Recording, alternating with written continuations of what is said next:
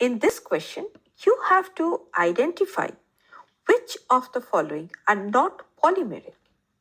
Now, a polymer is a large molecule that is made up of many repeating units or monomers that are chemically connected. So, option A, proteins. Now, proteins are polymeric in nature because they are made up of repeating units of amino acids, that is, long chain of amino acids linked together by peptide bonds. Hence, it is incorrect option. Option B, polysaccharides.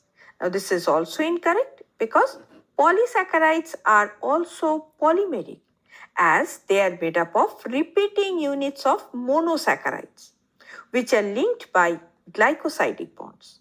Option C, lipids. Now, lipids are not polymeric. Unlike proteins and polysaccharides or nucleic acids, lipids do not consist of long chains of repeating monomers. Instead, they are composed of smaller non-repeating units such as fatty acids and glycerol. Hence, it is the correct option. Option D, nucleic acids.